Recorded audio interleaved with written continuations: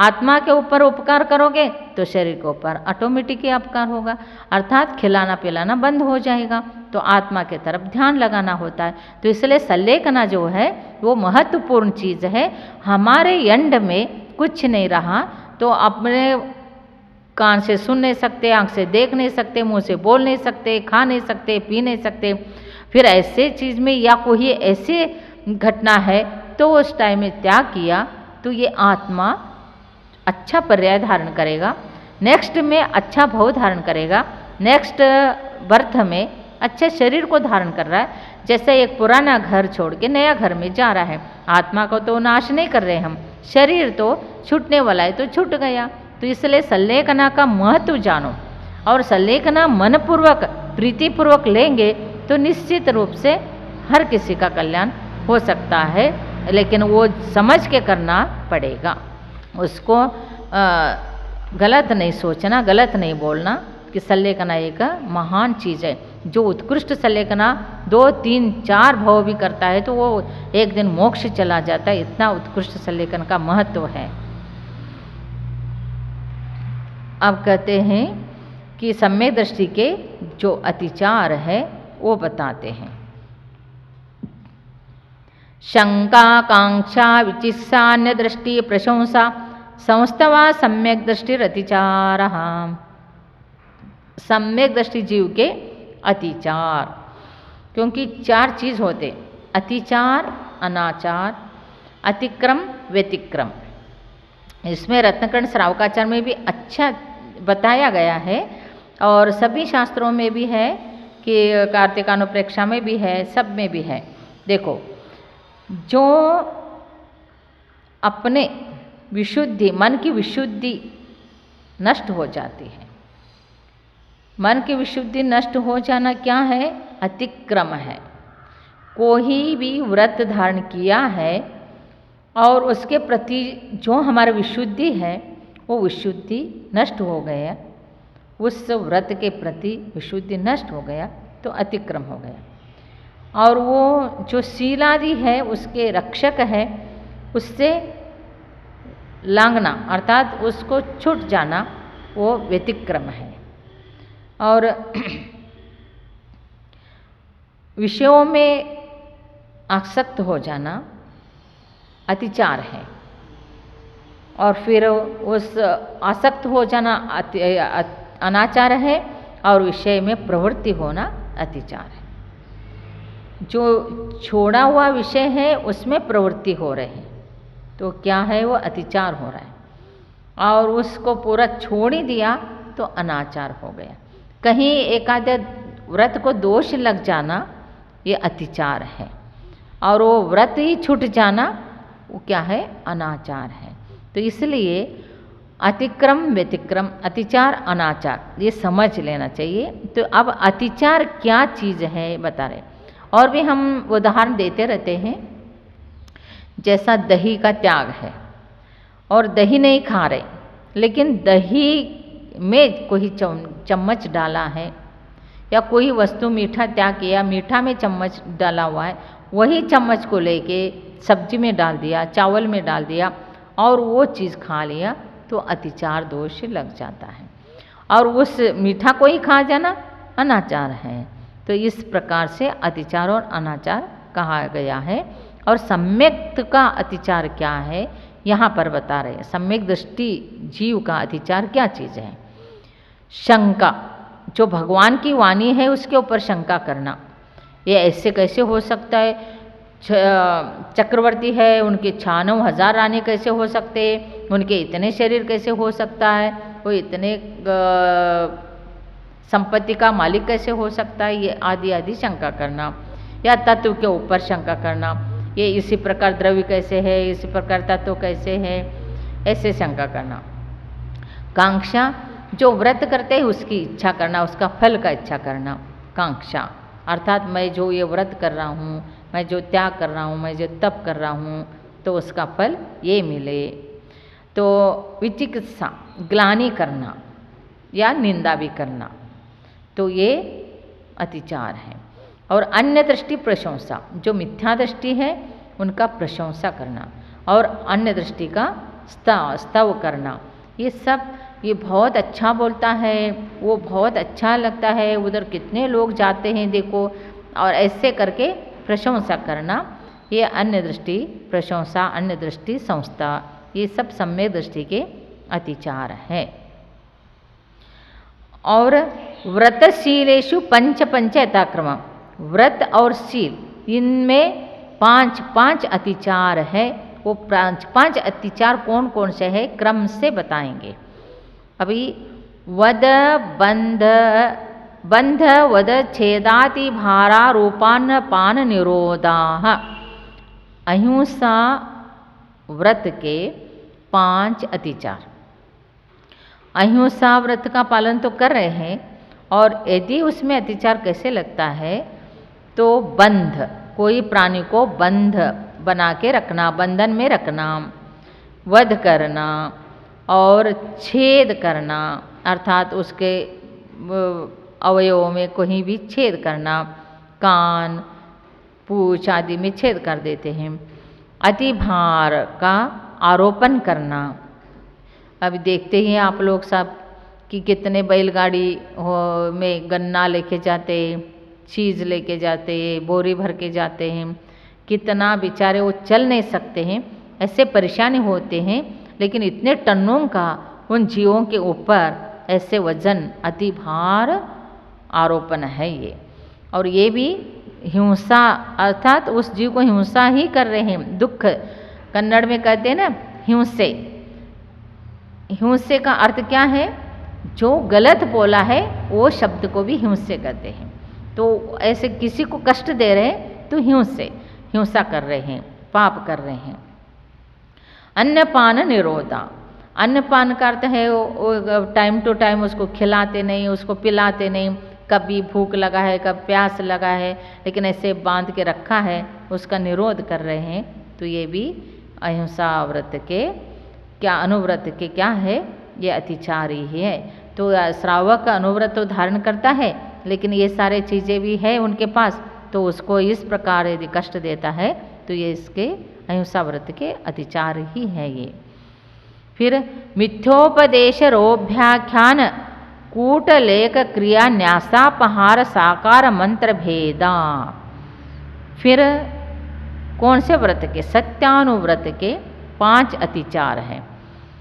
मिथ्योपदेश, झूठ बोलना, जैसे है वैसे नहीं कथन करना, वो झूठ है।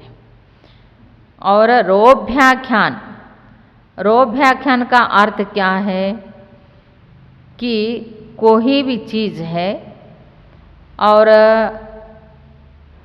स्त्री पुरुष कुछ भी किया है उसको प्रकट कर देना। तो स्त्री पुरुषों के द्वारा किया हुआ, एकांत में किया हुआ चीज़ को प्रकट कर देना रोभ्याख्यान है। और कूटलेख क्रिया, कूटलेख क्रिया का अर्थ है बेचारे भोले भाले हैं, उनको कुछ भी कह के उनसे लिखा पढ़ी करके लेना, कूटलेख क्रिया है। न्यासापहार, न्यासापहार कोई भी कहीं जा रहा है तो उसके घर में सोना चांदी रखे जाता है, तो वो भूल गया संख्या, तो 20 तोला रखा है तो 10 तोला बोल दिया, तो हाँ तुमने 10 ही रखा, ऐसे करके दे देना। और साकार मंत्र भेद, फिर जो भी उनके गुप्त है उसको प्रकट करके सबको बताते हुए घूमना, ये सब सत्य अनुव्रत के अतिचार है। और अचौर अनुव्रत के स्तेन प्रयोगा ददा दान विरुद्ध राजादिक्रमहीनादिक मानोन्मान प्रतिरूपक व्यवहार। स्तेन प्रयोग, और स्तेन प्रयोग का अर्थ क्या है, चोरी से लाया हुआ वस्तु का उपभोग करना स्तेन प्रयोग है। स्तेन आवृतादान, आवृतादान का अर्थ है कोई चोरी करके लाया है उसको बेच रहा है, ऐसे चीज़ को लेना। विरुद्ध राजातिक्रम, राजा के विरुद्ध, जैसा टैक्स न भरते हुए 2 नंबर के पैसा कमाते हैं, उसमें तो सीधा सीधा यही चीज़ बैठ जाता है। और ऐसे राजा के साथ चीटिंग करके जो कमाई करते हैं और उनके कानून का उल्लंघन करके जो कमाई करते उसको विरुद्ध राजातिक्रम कहते हैं। हीनादिक मानोन्मान अर्थात हीना कोई चीज़ देना और लेना होता है तराजू से, मापदंड से, तो लेते समय तो बढ़ा के लेना, देते समय घटा के देना, ऐसे। और प्रतिरूपक व्यवहार, प्रतिरूपक व्यवहार मीन्स इसमें सोना चांदी में मिलावट करके, अनाज में मिलावट करके वो बेचना, ये सब चोरी का ही अतिचार है। अर्थात अचौर व्रत है उसका अतिचार दोष है। चोरी किया जैसा ही है, इसलिए इसको अतिचार भी कहा है, लेकिन बहुत नहीं किया है, थोड़ा करते हैं तो अतिचार दोष में आता है अचौर व्रत के, अनुव्रति के। इसलिए उनको कहा ना कि पूर्ण रूप से वो पालन नहीं कर सकता है, एक ही देश करता है, तो इस प्रकार से करता है, इसलिए एक देश ही हो गया उनका। फिर अब